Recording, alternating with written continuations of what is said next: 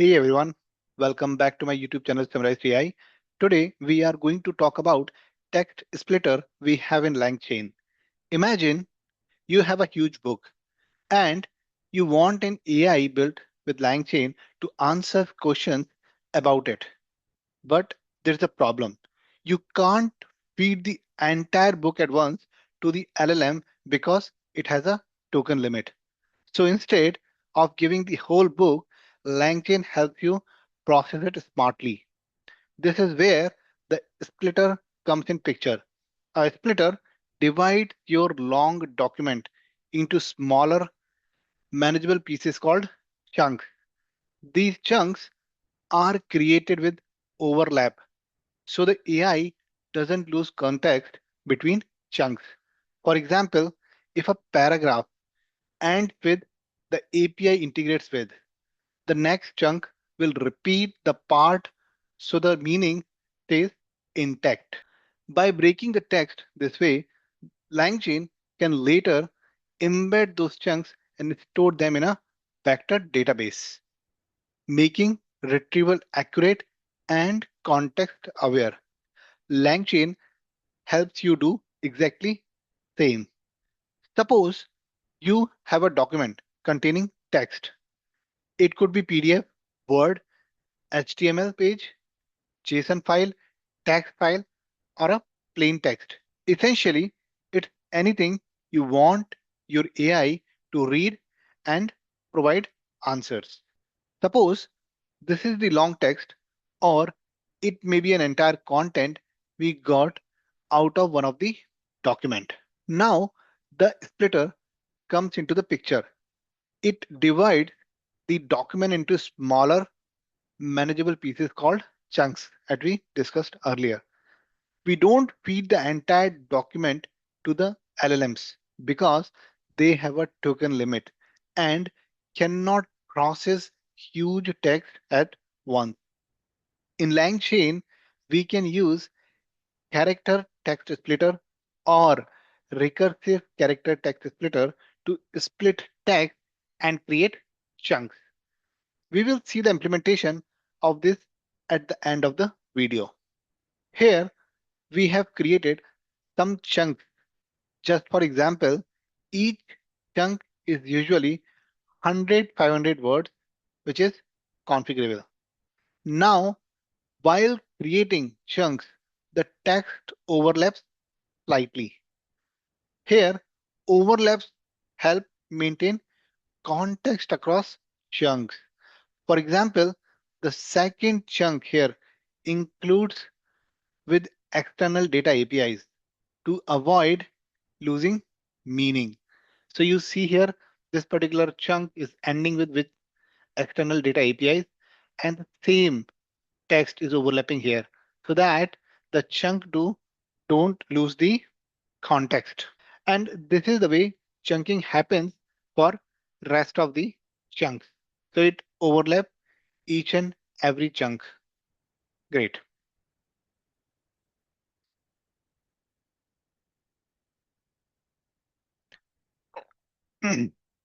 Now, here it comes embeddings, where each chunk is converted into a vector, which is a list of comma separated numbers like this one here. It represents its semantic meaning. This can easily be done by, so this number, what we have created, can easily be done or created by using embedding models like OpenAI's text embedding 3 small or large, or we can use other models also. Here, text embedding 3 small model will create 1536 vector embeddings, which means 1536 comma separated numbers. The vector allows the AI to understand the meaning of the text numerically. Now, what actually embedding is here? At last, this is how the embedding gets saved in PG vector database with chunks and other metadata. So we had that sentence there, and that particular sentence or paragraph or the complete document, PDF document, we divides into chunks, and for every chunk, it will create a vector embedding. Now, this particular vector embedding, what you're seeing here, it is having 1536 comma separated numbers every row. But if you are going to use any other LLM model, the number might be different. If you are using the large model of OpenAI, the number is going to be 4072 if I'm not wrong. And if you are using any other model, so the embeddings will depend on that particular model, LLM model. Now, you will be thinking if the number is less or more, how does it impact? It impacts really well because if the numbers are higher, if we have embeddings, for example, 4072 or 7092, higher the embedding, the better the accuracy and the result. Now, let's go to our Visual Studio and start the implementation. Before starting the implementation, let's create a file, splitter.py. Yep, the file got created.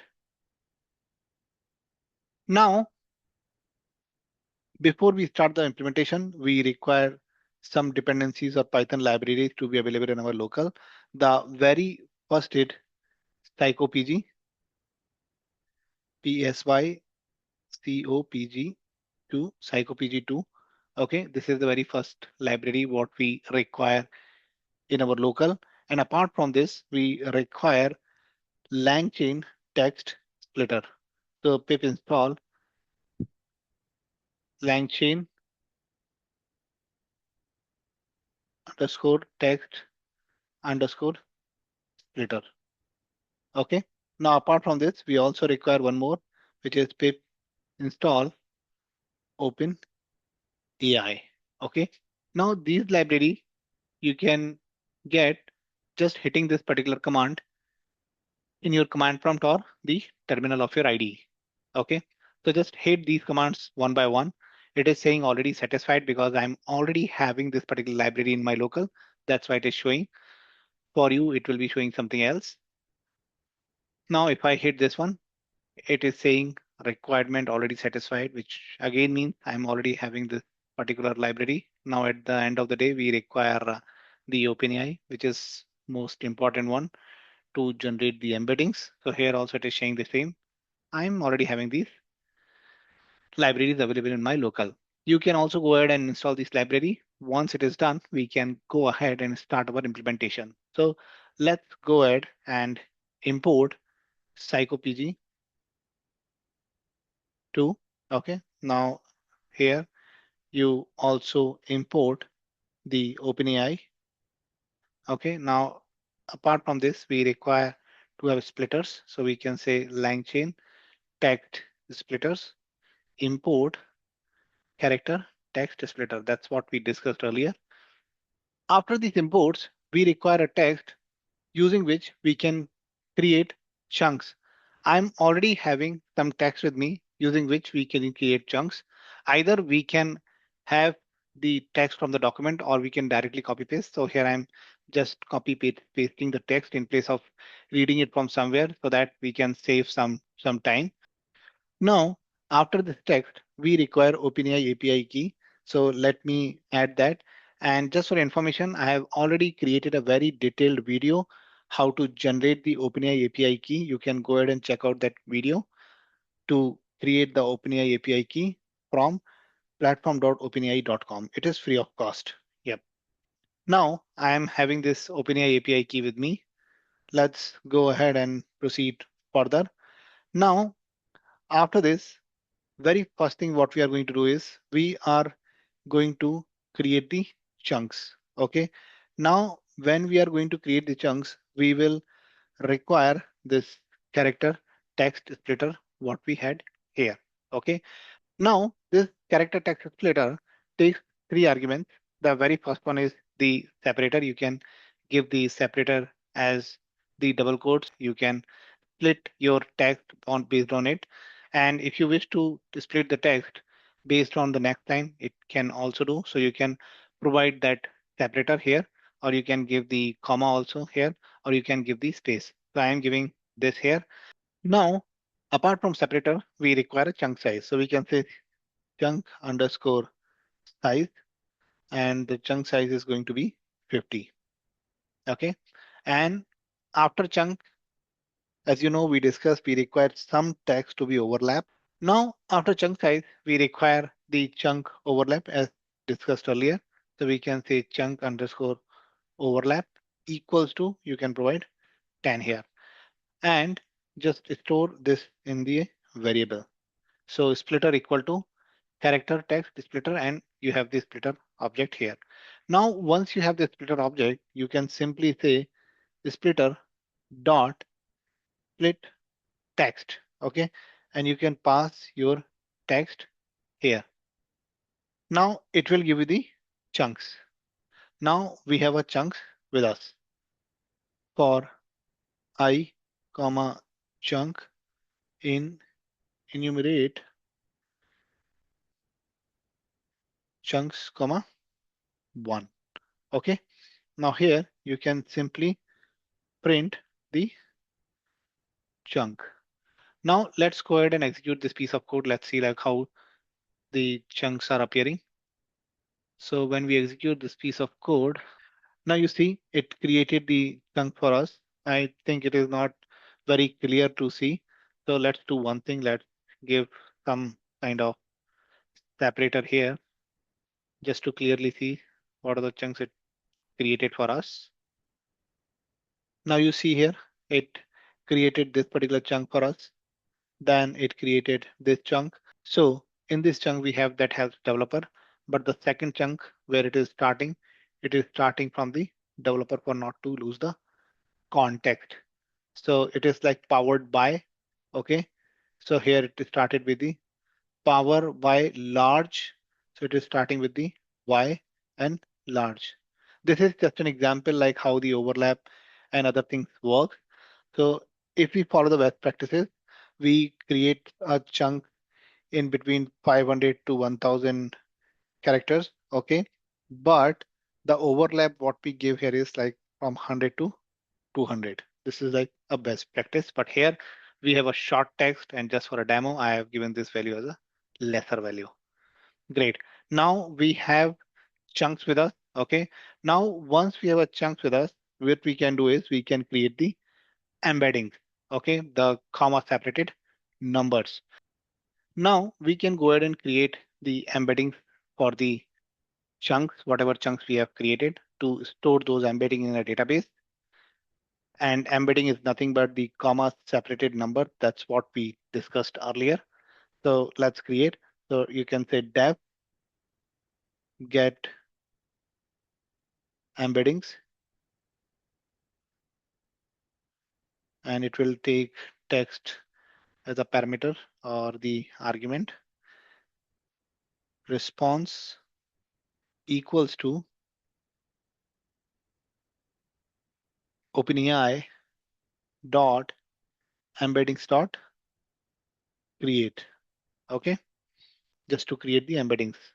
And now here you can say model equals to, just provide the model which you are going to use to create the embedding. I am going to give text hyphen embedding hyphen 3 hyphen small.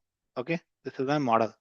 Now here input is nothing but it is going to be my text for which I wish to create the embeddings. Great. Now once it is done, what we can do here is we can return the response. So return response dot data 0 dot embedding. So when we get the response, okay, within that response, we have our data object, data as an array. So the zeroth element we are taking, and dot embedding will give us the embeddings. So let's go ahead and call this function here. Simply, you can say get embeddings and test. Now let's see what will be the output here. Let's clear the console and rerun the code. And as soon as we rerun the code, it will create the chunks. And for every chunk, it is going to create the embedding. So we are getting an error here. Line number 28. Let's see what is wrong with line number 28. So we have a response OpenAI.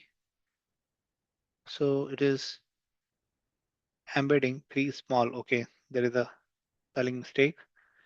Let me correct it and let it get rerun. Yep, it created the embedding. So if you see for every text, it is creating the embedding. Now you would be thinking like it is creating a 1536 embedding for this particular text. Okay. Now it doesn't matter if you have a text of like 5 length or 50 length or 500, it is always going to create 1536 embeddings as in number because we are using this particular model and this model allow us to create 1536 embeddings. Great. And we discussed if the embedding number is more, it will give the more accuracy, okay, and more context to the LLM. Great. So if we take an example, see how long it is. So it is creating this much. So here we have this particular text, and for this particular text is created like this much of long embedding here. Okay, great. Now, once we have this embedding with us, what we can do, we can get the database connectivity. And for that, we have already included PsychoPG, which is PG vector. Okay, the database what we are going to use.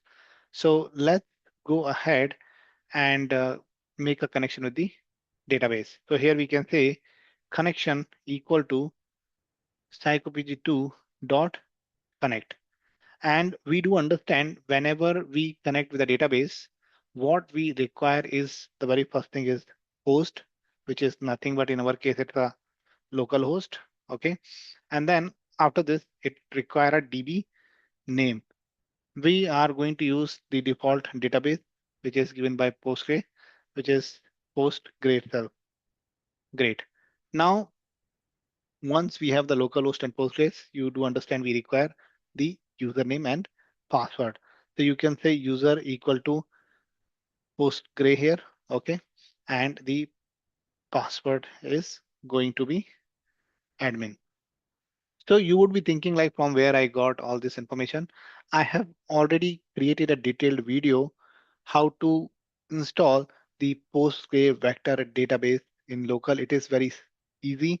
It will take max 10 to 15 minutes to set up Postgre vector database in the local. Here I'm missing the comma. Okay, let me correct it. Now I have my connection ready. Now after having connection ready, I require a cursor. Okay, so I would say cursor equals to connection dot cursor. Now cursor, you can understand it is like the pen, okay, or the pencil using which we can write into the database. So we have a connection. From connection, we got the cursor. Now cursor will allow us to write the data inside a database. Okay. So now let's do that. So once we have a cursor, we can go where we are getting our chunks, embeddings equals to, we can assign this particular function to this. So we got the chunk also, we got the embeddings also. Okay. Now this chunk and embedding we are going to store in our database. Now let's go back to the vector database and create a table to store our chunk and the vector embeddings. So for that, I am going to create a table which is document underscore content. And this table is going to have a primary key which will dynamically get generated. It's a serial number. Great. Now after that, we have this description as a text, which is nothing but a chunk. Here we are storing the embeddings, and embeddings size what we have given is 1536. Great. Now let's go ahead and create this table. I have this table successfully created. Now let me go ahead and see the data. Select star from this table. Now let's execute this table. You will see there is nothing at current point of time. Let me make it look good. Okay, great. Now if I will go back, I am already having a cursor with me. I can say cursor dot execute, and here I can provide my query. So enter, just give this, and here I'm going to provide my query. I can say insert into document underscore content and then description, comma, embedding. Okay. Now, once you have this, you can say enter and provide the values as percent s, comma, percent s, and first percent s is nothing but a chunk, and the second percent s is nothing but the embedding. Great. So here you can say comma and enter, and here you can provide this chunk, comma, embedding. Okay. Now we have both the things with us. Now, after writing into the database, we have to commit. Okay, if we don't commit things, it will not get saved into the database. So we can say here con.commit. So it is something like you have written something in the file, okay, like in database or in the text file. But if you did not save anything into that file, there is nothing going to store in that file. So that's where this commit also comes in picture for the database. If you're writing something, you have to commit to persist it, or else it will not get persist. So con.commit, and once it got committed, we can close the connection of the cursor also and the connection also. So let me close the cursor also, cursor dot close. Now both the things are closed here. Now let's go ahead and execute our query again. Great.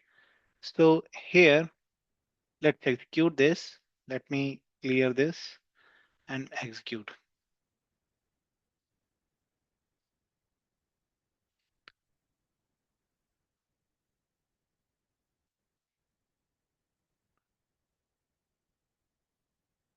I think there is some typo in our code. Let's go back and check. So it is the local host Postgres. So it should be POSTGRES, and below also POSTGRES.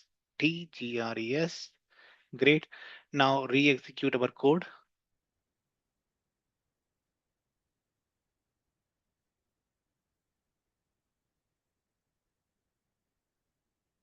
Our code got executed successfully. Let's go back to our database and see if the rows got created there. So if I execute it, you see here, we got these many chunks here. Okay. And for each and every chunk, we got the vector embedding. So if you see this Y here, okay, this particular chunk, we got these many embeddings. Okay.